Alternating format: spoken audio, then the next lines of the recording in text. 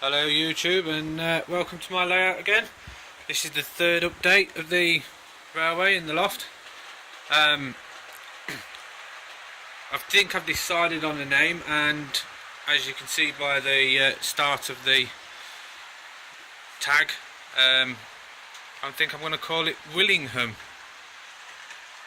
I'm not quite sure where the name's come from properly. It was sort of a mixture between myself and my wife that sort of made it up. As you can see, I've got a couple of trains running as well, which finally is nice to have going round.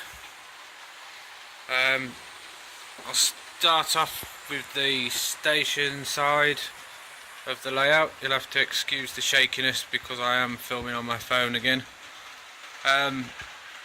There's still quite a lot to do. I'm waiting on this section over here. I haven't finished it quite yet because I'm waiting for some curved points to come from patterns. I've found that I'm using a lot of the streamline curved points. It's making it a lot easier for me to put this junction in how I want it, with a lot of curved.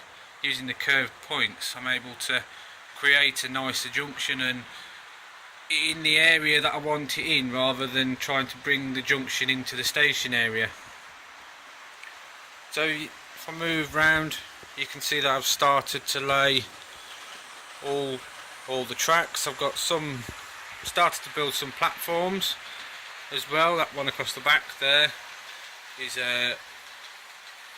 one that's nearly completed. It just needs the stripes on it, the white stripe and the yellow stripe.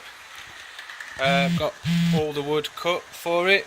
I've just started to build this front platform here, and then there'll be a platform in here and a platform here as well, so that'll be 4 platforms altogether. Then 4 platforms will be then 7 lines on the main running line. What I would like to do is, you'll have to excuse the mess, I do apologise. It just seems to get more and more messy at the moment. Is to wait for the train to go by. This section here, I'm thinking of putting a terminus down this side of the line, down at this side of the platform, sorry. So I'm going to lift this bit of track here and put another point in, like that, and then hopefully that can come off and go this side of the platform and be a terminus for DMUs and them sorts of things. Yeah, so that'll be then 7 lines of what would be main running lines and a terminus line as well. So hopefully that'll be quite a nice sort of area on the station. The station is a big area, but it is my main sort of focal point that I wanted to do. If I can turn you round to the other side slowly, one of the things you can see, and that's a nice shot there going past, is one of the viaducts is actually in place. I don't know how well we can see it. So one of the viaducts there is fitted and fully working and wired up. It can be taken out, the viaduct. That's why there's a big split here. So it allows me to just move the fish plates at the moment, because there's some fish plates there while I get the track sorted and soldered down properly. But it allows me to push the fish plates back, and look at that for a view. Sorry, I really like that now. I'm well impressed with that viaduct going together. The viaduct is a Metcalfe kit, which is surprisingly very strong. I didn't think it'd be as strong as what it is, but it is incredibly strong. So as you can see there, it's going to be, that's how it's going to be. The rest of the viaduct, the sides and everything, will be all set in and done properly. Obviously it's part of the reservoir that I'm going to build. I have decided to do that. It is going to be a reservoir section, so watch this space for that. I have got 2 more viaducts on order for the back 2, which is should be coming from Hatton's as well as the curve point. Obviously this back section here, which is still looking incomplete, or is incomplete if you look down it. If I show you, move that can out of the way.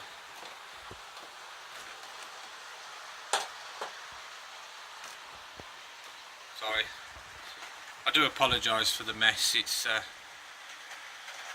really messy up here at the moment. The back section, as I was saying, the back section that's not completed down this back section here, I'm gonna fill it in now. And if I just pan round to this section here, there's 5 tracks here, which is my 5 main running lines. The 3rd line, which is this one here, which does run at the moment as well, and it is working. That currently runs around here, along here, and in a straight line down the back. That's going to be lifted 4 inches in the air, and that, along with line 4, this one, which will run parallel to it, that will run around the same, and it will start its gradient here, inclining up to the viaduct, and then across the viaduct, the rear viaduct, because as I said before, there'll be 2 viaducts. The second one's going to be higher than the first one. That'll then run along down the baseboard down there at the raised height, and then decline back down the other side. The 5th line then will run out the back, underneath, possibly here, a tunnel portal, round then the outer side, and round the back side, all the way along past the viaducts. But after the viaducts, where the track, if you can see the track points in, so I'm trying to point it in with my finger where it curves in slightly there, that 5th line is going to come underneath the 2 raised up tracks into that section there, and back out again, and back down the other side and into a tunnel, and around then to the front, to the main station area. That's what I've decided to do with that now. I've still not decided on any sort of storage or anything like that yet. I think I'm going to have some lower level storage. At the moment I'm still contemplating it and working out what to do, but I may, and I have thought about it, the 2 lines that's going to be on the viaduct here, actually when it gets raised up, having some storage behind them, so it would be raised storage rather than lower storage. I don't know if that makes sense to people. So the storage will actually be up here behind the back section here, so it will be up in the air on the incline, the high-rised area. So yeah, that's that. Other than that, there's not much else being sort of done at the moment. I'm still waiting for track and bits and pieces like that to come. So once I've got more track and things, hopefully then I can get it sorted. There's a nice shot of the Hall class locomotive now coming across. I do like that viaduct. I think it does look really, really smart.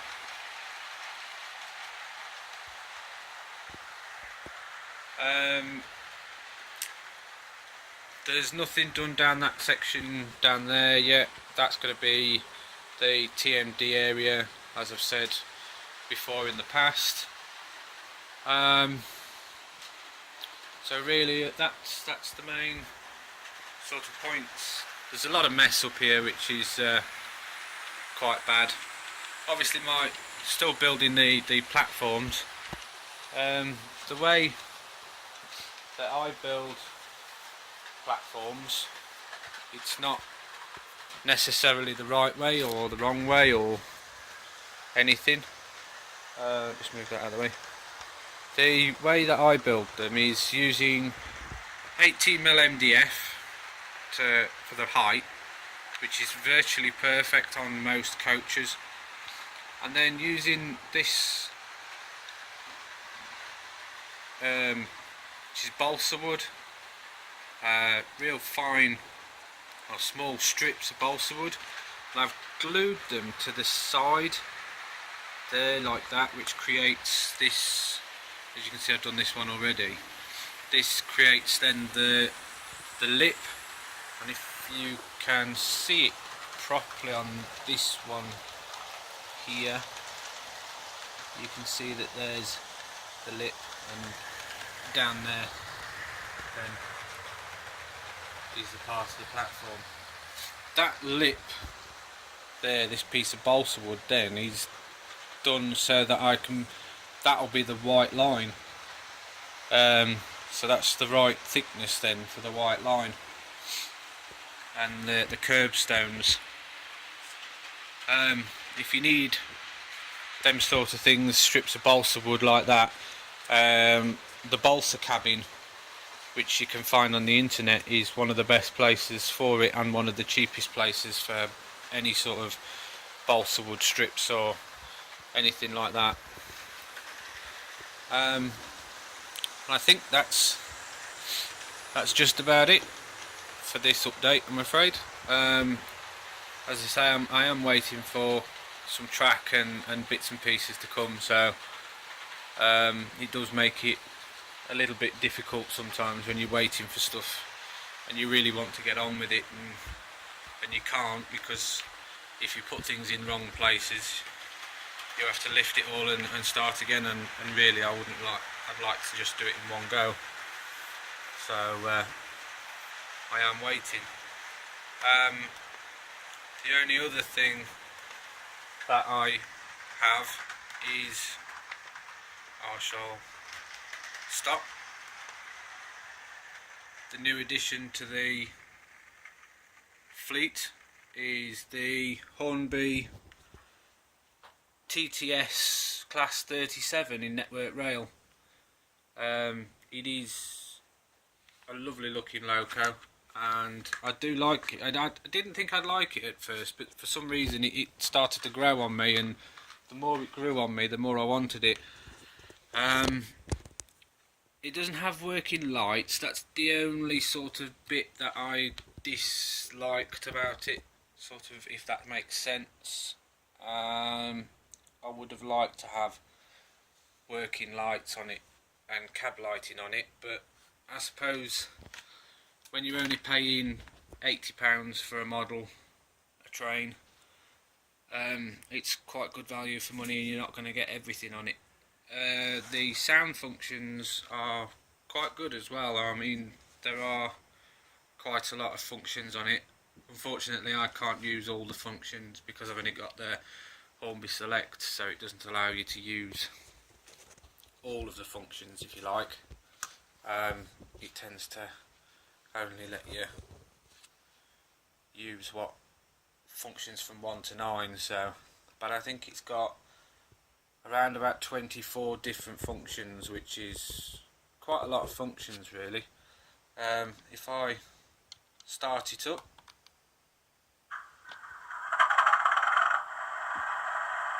that's the DCC sound on it. So hopefully that you can hear that. Horn,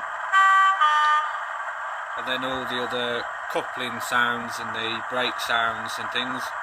And if I start it off, typical, in the wrong way.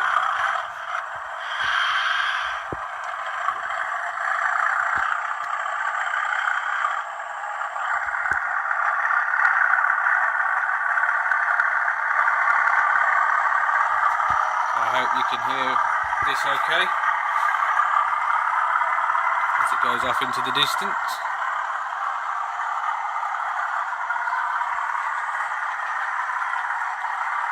Try and follow it for a couple of minutes.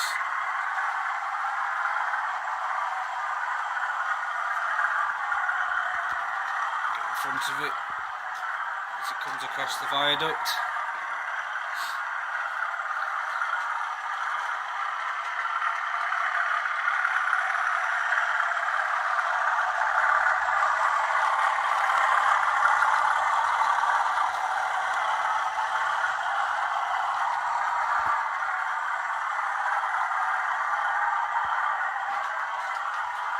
And I'll bring it to a stop.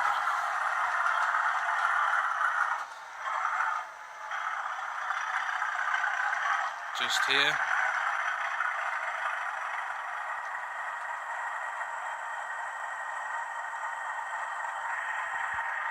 It is quite a nice looking loco. Not quite sure what happened then.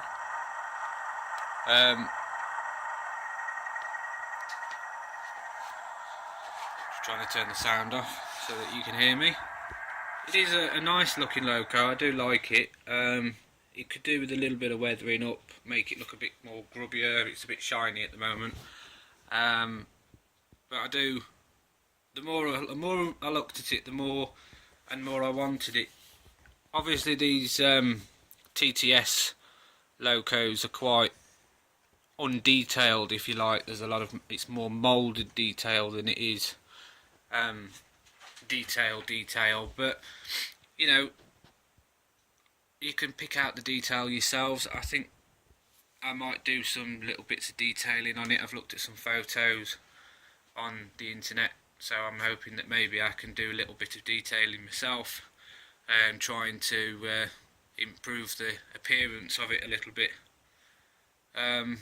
If not, then I could always possibly look out for another body shell for the 37 and just change the body shell over, because all the workings are in the undercarriage.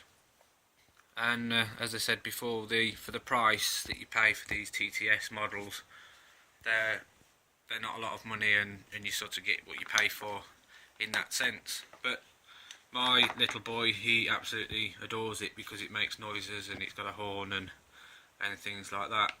And I think with large railways, when you're just starting out, sometimes the cheaper models can be a little bit better. Other than that, that's it, I'm afraid, for this update. I'm trying to get as much work as I can done up here at the moment, but with things at home, and I've been a little bit busy at home trying to get stuff done and that as well, so that's not made it easy to get up here, and the time that I've had up here has been quite small in comparison. So, but I hope you enjoy the video, and I hope people do like the name. I'd like a bit of feedback on the name, if that's at all possible. Again, we've decided to call it Willingham, so hopefully that name will stick. It may not, it may change.